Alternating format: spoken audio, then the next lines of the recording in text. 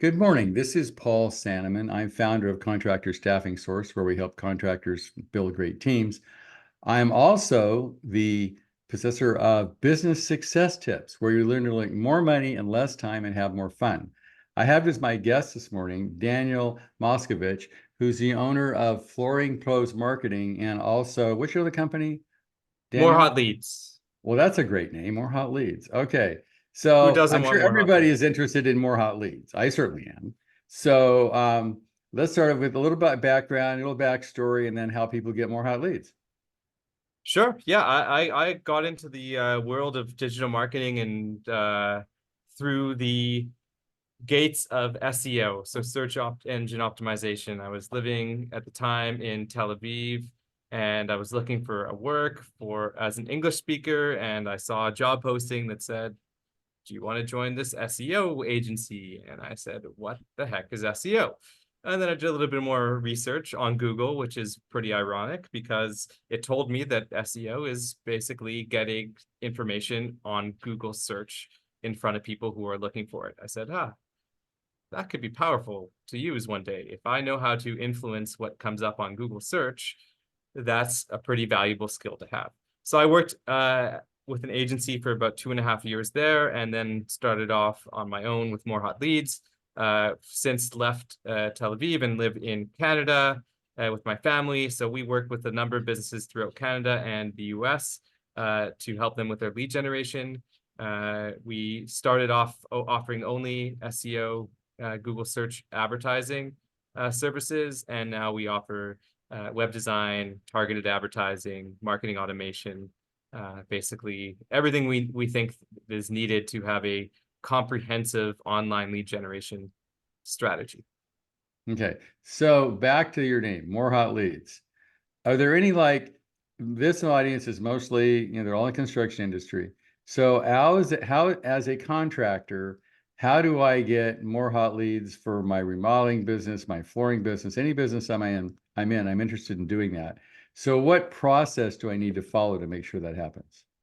All right. So the process is the same. The steps involved will depend on where you're at right now and what your budget is, right? So any budget, any contractor that's doing, roofing services, remodeling services, flooring, obviously that is one that we work with. You're going to make a decent amount of money from the right type of jobs. So you shouldn't be afraid of investing money into getting those jobs. A lot of the time we hear contractors say, "Oh, I didn't realize that my budget was only a couple $100s a month." Hey, how are you gonna get jobs that are paying 50, 25K to 100K, when you're only going to spend a couple $100s a month? So really, first thing is you need to kind of understand that in order to get the right types of leads, you're going to need to pay for it. But let's just depend. Now question, to pay for it. Now, I've heard numbers from 2% to 10%. Let's say the average person listening to this probably has a budget of about, well, I'm saying has a gross sales of 2 to 3 million. That's pretty typical of our Okay. clients. I would say 8 to So 15% is a good let's say 10%, 8% is a good number to strive for when you're investing in okay, marketing. that's 8%. So if you're doing 1 million, you want to spend 80,000. Exactly. Okay. Exactly. Now tell me, how do I determine the rate of return on that investment? Because contractors tend to be pretty frugal as a group. Yeah, of course. So what we try to do is bring quick wins to our clients. So the way that we bring quick wins is we start by doing two things. We launch ads on Google, search ads, local service ads, which help a lot of contractors, targeted ads on Facebook and Instagram as well. And those generate quick wins, immediate leads, and obviously someone needs to invest in the ad spend to get those quick leads. Another thing we like to do at the beginning is often overlooked by a lot of marketing companies and just a lot of businesses in general is reactivate their existing customer database. So a lot of contractors have been doing this for a long time. They've done a lot of work. They've done some successful renovations or installs to people, and they haven't reached out to those customers that they've worked with in the past. And those customers they've worked with in the past have probably had a good experience with you, so why not reach out to them again? Maybe they need to renovate their basement, or maybe they've moved into a new home and they need to do some renovations there. maybe they have friends who just bought a new home, so they're looking for a referral. You know, you can't always think that they're going to remember you, especially if it's a couple years after the fact. So it's better to stay top of mind. In the flooring business, what we do is we like to, you know, if they installed carpet 5 years ago, we say, hey, maybe it's time for a new carpet. If they installed hardwood floors, you know, 10 years ago, maybe it's time to offer refinishing services to them. But that can be, you know, the same thing with kitchen remodeling, So do you call things like them? Do that. you email them? How do you get in touch with them? Email marketing campaigns or text message campaigns. So the first thing we always like to do is, no one wants to be bothered by text messages. They're annoying. Is we ask them, is it okay if we, you know, send you a text message with some information? They say yes, we can start text messaging, but typically through an email list. So, you know, I've talked to a couple customers recently who have sitting on email list, a customer list of like 14 or 15,000 people. That's a goal. That's a huge database that they can start marketing to. So those are the things that I would say that would drive immediate results, would be the combination of paid ads and reaching out to your existing customer base, whether it's with an offer, a promo, asking them for referrals, reviews, things like that. Those can go a long way at generating those quick ones. Okay. Now, how do you determine the cost per lead, or if it, you know, I'm spending X amount of dollars, how do I determine if I'm making that money back? Yeah, so the way we do that is we track leads in a system, a CRM system that also tracks leads and also nurtures leads. So it responds to a lead as they come in via text message and email, and it also notifies internally. So let's say you have an internal sales team, or it's just you. It will say, hey, you got a new lead. Was this lead qualified? Yes or no? Hey, did you send a quote to this lead? Did you provide them an estimate? Yes or no? If they say yes, then we follow up a few days later. Hey, did this estimate close? What was the deal value? Okay. So we're able to track the revenue generated from the leads and say, hey, you spent, you know, $100 here and you got back $1,000 Right. there. Okay. So we're able to generate to track and understand the return on investment. Typically, what we do is we ask our clients, you know, what is an acceptable cost per lead? If your average ticket value is, you know, $5,000 or $10,000, what are you willing to pay to get a $5,000 or $10,000 customer? And then we try to stay around that range, and then obviously get it lower and lower as we continue our marketing campaigns with them. Okay. So you said you have like some kind of a step program. How does that work? Yeah, so let me just take out my steps here. We like to follow the following steps here. So the first step would be to, you know, audit their existing marketing materials and website and understand where you are. So if you, for instance, don't have a website, or your website's outdated, we need to figure out what we can do to generate more leads from your existing website, whether that's rebuilding a website or just generating some new landing pages that we can immediately send traffic to via paid ads. If you're ranking well in Google, so we know that, hey, you're ranking well in Google, we can just optimize a few things here and push that up.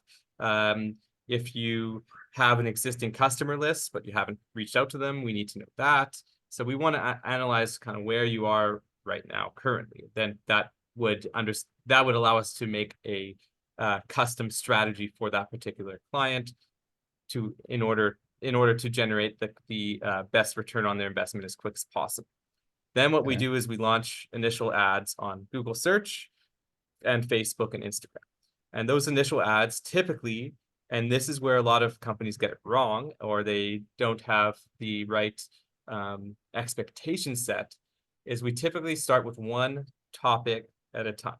So let's say you're a remodeler, you do bathroom remodel, you do kitchen remodel, you do countertops, you know, you maybe do basement remodeling as well. We're not going after everything. The reason being is, if you're setting up a new campaign on Google or on Facebook, it's way better just to test, to be focused and to test one thing and optimize that one thing until it's working properly, and then scale it up from there and add on more topics and So is campaigns it after the fact. now, Daniel, is that easier? Because if I'm just saying I'm a remodeler, that's really broad. If I say I do toilets and bathrooms, I mean, with facetious, but like one specific kind of thing. Then if I'm looking for that specific thing, I want a bath remodel that costs me less than 50,000. When I look for it, it's a more targeted search. Is that why that works better? Yeah, it, it's a combination of the targeted search, but also the way that Google ad campaigns work is Google is a business that wants to make money. So Google is, when you start a new campaign, it's going to start showing your ads for as many relevant keywords as possible. That would include people looking for a new, a toilet or bathroom paint ideas or something like that, or uh, tips on how to renovate a bathroom or install, Right. things that are kind of relevant but not specifically relevant to driving a lead to the business who offers bathroom renovations, right? So what the reason we need to do it is if we're focused on one, we have that runway where we're able to optimize that campaign so it's running smoother and properly within the first 60 to 90 days, so that most of the searches that happen that you're getting clicks from are specifically relevant and going to generate leads for your business. And if we try to split that focus, too many topics at the beginning, where the budget is going into too many different directions, we're not able to fully optimize those campaigns. Same Okay. thing with Facebook as well. We need to test a number of different variables, such as the images that you use, or the video, or the offer, or the headlines. So if we have too many different services and topics that we're trying to promote, we're not going to be able to properly do those tests. Okay. And that also helps the business understand, the value that they're seeing from these initial ads. Our idea and our goal is to show a return on investment as quick as possible when we run ad campaigns at the beginning. And if we're able to focus that on one topic on Facebook and one topic on Google, we're able to show them, hey, we got to a point where you're spending $1 and we're making you $10 back. Why don't you now spend $2 or $3? And then we can add on more Right. Right. topics. Okay. So what's the next step? Next step is to set up marketing automation to respond to the leads coming in on autopilot. Now, I know that a lot of your listeners are contractors. Some of them have their own crews, and some of them have their own sales teams. Some of them have physical location, retail stores, and some of them don't. The ones that don't, this is especially powerful for, because the ones that are the ones answering the phone themselves when they're in their truck or when they're on a job, that you're not getting in touch with all the leads that come in a timely manner. And Right. when people are looking for a service or a solution, especially something that's more of an emergency when it comes to like plumbing or things like that, the first person to respond or react will get that job, right? Right. We've So if noticed you that, like in the recruiting business, the same thing. We try to get back with people when they apply for a job within 30 minutes, because if you wait a week, it's too long, right, obviously. So it's the same so thing if I'm looking for a remodeling contractor. The first person gets back to me first has an advantage. exactly. So what we do is we set up automated responders. So any form fill that comes in, the lead immediately gets a text message and email saying, thank you so much for your interest in working with us. We can't wait to show you what we can do for you. In the meantime, why don't you read some of our Google reviews or see this project we just completed, right? Then we text Okay. the client and say, hey, you just got this new lead. Please get in touch with them right away. Or Right. if there was a phone call and they missed the phone call, we'll text them, sorry, we couldn't get your phone call. I look forward to speaking to you about your renovation needs. In the meantime, why don't you check this out? And again, we then notify the client and say, hey, you got this new lead, you need to get in touch with them right So away. to be specific, how fast should you respond? Instantly if possible. That's why we have the automation set up. So we work with our clients to customize them based on what they want to have. So when But someone calls, either somebody picks up the phone or but it's like instantaneous. It doesn't take 10 minutes, an hour or two. It's like real time. instantaneous, real time. And then what we can do is we can also nurture that lead as well. So if we're building Okay. a pipeline with the various stages of the sales process, we can say, you know, send them this email that includes like a case study of a previous job that they've done. You know, send them this follow-up if they haven't booked an estimate by this Yeah, time. So we can Daniel, also, I hear rumors that AI is getting so advanced. It's like vision, not typing AI, but also voice AI, where some people are actually having an AI person, not a real person, answer the phone and respond versus a real person. Have you heard about that? I've heard about it. We haven't tested that out yet. I'm of the opinion where you need to leverage AI as much as possible to grow your business, but I also kind of have an old school mentality, even though I'm, you know, a younger dude here, where I think that the human touch is still very important. So Okay.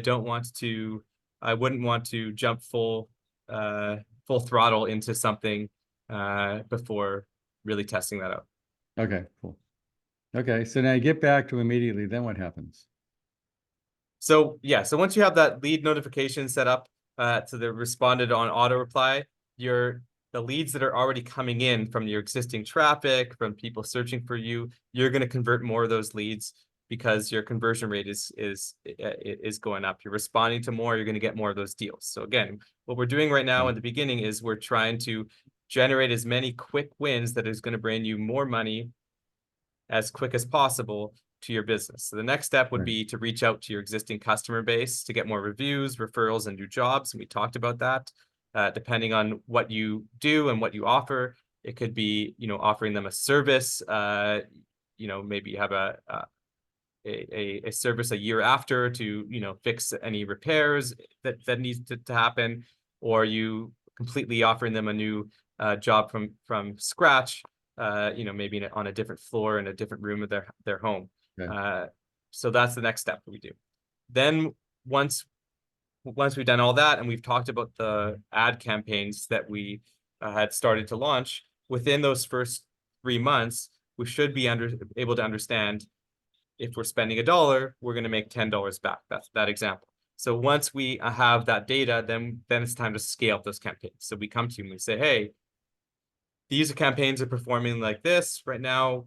If you want to add these services on, if you want to add these services on, why don't we expand your budget? Like, why don't we double your budget or triple your budget? I never want to ask a client to spend too much at the beginning because no one wants to do that. People want to save money. They want to see that it works. So at the beginning, I ask them to spend the minimum amount that I need to get results. And then after we show them that works, then I ask them, hey, it's time to spend more. And that money is going to Google and Facebook as well. Right. Then what we do is we relaunch the website. So typically what we'll do is we'll find that most people's websites are either outdated, they're not set up for success when it comes to Google search or conversions. So I'll talk about the conversion thing first, and then I'll talk about Google search. Conversions it comes to making it easy for people to get in touch. So it's a good user experience. And also the messaging has to be right. So the first thing is it easy to get in touch? So is there a clickable phone number that's accessible from anywhere on the site? What I like to do is have it sticky on scroll. So if you're on a mobile site, make sure that phone number is always there. If I need to get in touch, I can just click it. I don't have to scroll up to the top or the bottom to find it. It's always there. Same thing as some people don't want to make a phone call. Some people want to fill out a form and they want to text. So make those available as well. Within a click, they can fill out a form. It's very easy. And again, those phone calls and those forms get responded to automatically. The second part is the messaging. So a lot of times we look at websites and it's all about them. The headline is, we are rated the best Right. home remodeling client Right. in the San Diego area or something like Right. that. People don't really care about that, or they don't believe that until they understand why they should care. So it shouldn't be about you. It should be about your customers. What are the things that they're going through? What are the challenges that they're experiencing when it comes to their remodeling and renovations? What are the issues that they're looking at to have fixed? you want to touch on those pain points, those challenges, and make sure that they understand that you understand them. If you show that you get them, Can you then give me an example, Daniel? sure, I'll give you an example. Throw out an industry that you work with typically. Let's say a remodeling contractor that Okay. does remodels. Okay. So a remodeling contractor that does remodels, their customer is probably looking around, they're shopping for different prices. They probably got some really high estimates, some low estimates, and they really just don't understand the process and what makes the difference between a low estimate and a high estimate. Right. So homeowners are confused. We just renovated our basement and we were pretty confused over the process. It wasn't explained to us clearly enough. So that was a big frustration. I'm okay to pay more for something better, but I just need to understand what that process is. So a pain point would be, chances are you're confused about the home remodeling process. You have no idea what the difference between a inexpensive quote and a higher quote is. You just don't understand how it works and why people are charging what they're charging. We get it. We've been doing this for so many years. We talk to homeowners just like you on a daily basis. And this is what we do and how it works. Here's our first step. Here's our second step. Here's our third step. Here's our fourth step. Fifth step. Is it clear to Right. you? Great. Now, once they understand, once the user who's coming to the site will understand that you understand them and their issues, then they're going to scroll down and say, okay, well, what are their reviews? What Right. awards have they won? Why can I trust this person? They get me. They have a solution to what I'm looking for. Now, why should I trust this person? The credibility thing, right? Exactly. But a lot of Okay. websites start off with that, and people get turned off. Okay. Consumers are not dumb. They're smarter than we give them credit for. Okay. So it's sort of all about them, not about you, certainly at the beginning, right? Exactly. So that's what we're doing. That's the conversion element. The Google search element is equally as important because it's going to allow you to be found. We have a saying in our industry that the best place to hide a dead body is on page 2 of Google. It's because no one's going to page 2. You need to be on page 1 for the searches that people are performing. We talked about Google Ads earlier, which is great, but only a small percentage of people are actually going to click on Google Ads. The vast majority of people are going to skip the ads. They're going to go to the map listing and they're going to go to the organic listing. And more people are going to the map listing. So you're not going to show up in maps or organically if you don't have the right content on your site. So what does that mean? You need to make sure that your homepage is optimized for your brand and the main services you do.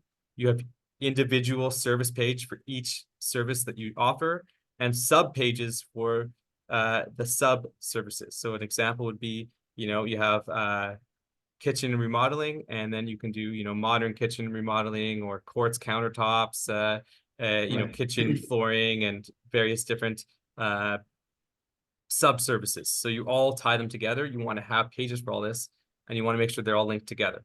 Same thing goes for your locations that you serve. So if you're in one specific city, then you want to also have content about that city, neighborhoods, zip codes, areas that you serve. And then if you serve multiple cities, have content and stuff related to all those areas that you serve.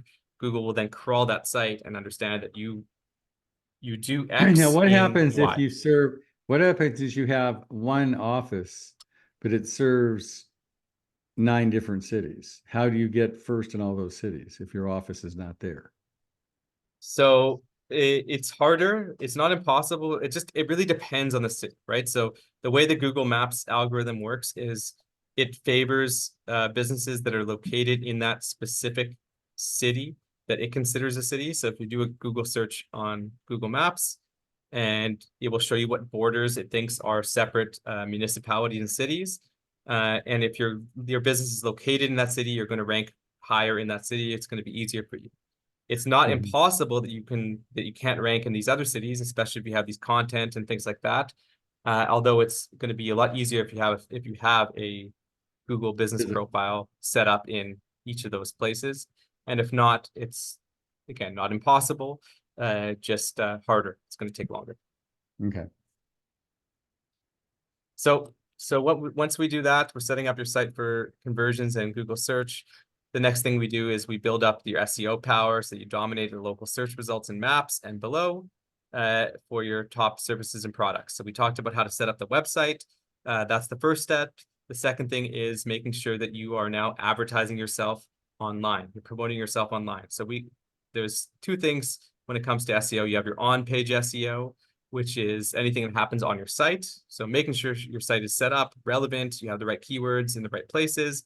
And then you have your off site, your off page. So that would make sure you're claiming listings on all of your local business directories, your niche relevant business directories, and there's tons of them. You can just do a Google search for, remodeling business directories or business directory in my city, and you'll find a huge list. Make sure that you create listings in each of these.